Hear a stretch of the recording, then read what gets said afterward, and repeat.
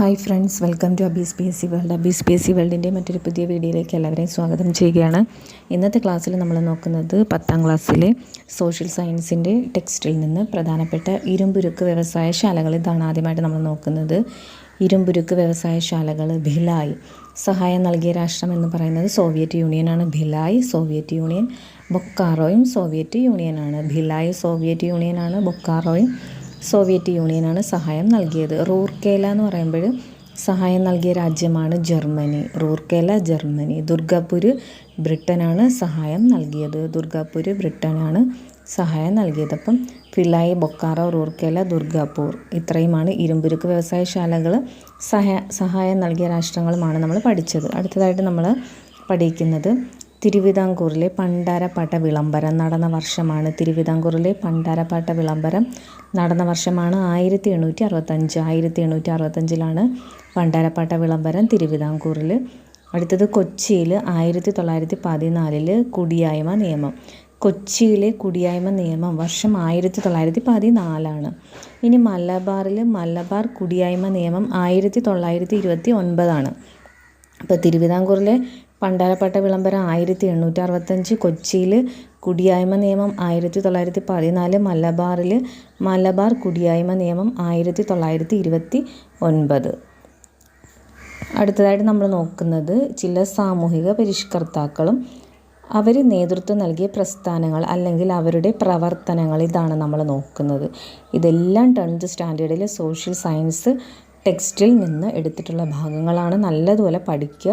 ഒന്നാമതായിട്ട് വൈകുണ്ഠസ്വാമികളാണ് നമ്മൾ നോക്കുന്നത്. വൈകുണ്ഠസ്വാമികൾ സ്ഥാപിച്ച പ്രസ്ഥാനമാണ് സമത്വ സമാജം. വൈകുണ്ഠസ്വാമികൾ ഏതാണ്? സമത്വ സമാജം. അടുത്തത് ചട്ടമ്പി സ്വാമികളാണെങ്കിൽ കൂട്ടുകുടുംബ വ്യവസ്ഥ, സംബന്ധം, മരുമക്കത്തായ എന്നിവയ്ക്കെതിരെ പോരാടി. കൂട്ടുകുടുംബ വ്യവസ്ഥ, സംബന്ധം, മരുമക്കത്തായ എന്നിവയ്ക്കെതിരെ പോരാടിയതാണ് ചട്ടമ്പി സ്വാമികൾ.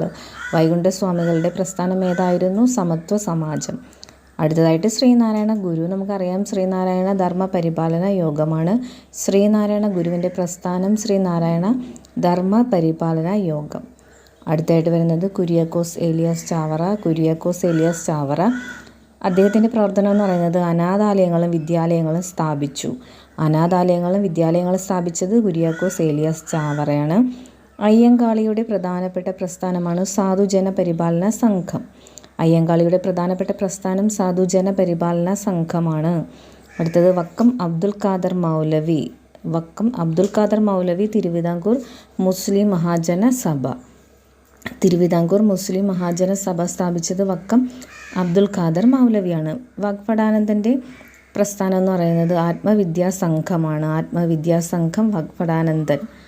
അടുത്തത് സഹോദരൻ അയ്യപ്പൻ സഹോദര പ്രസ്ഥാനമാണ് സ്ഥാപിച്ചത്. സഹോദരൻ അയ്യപ്പൻ സഹോദര പ്രസ്ഥാനം.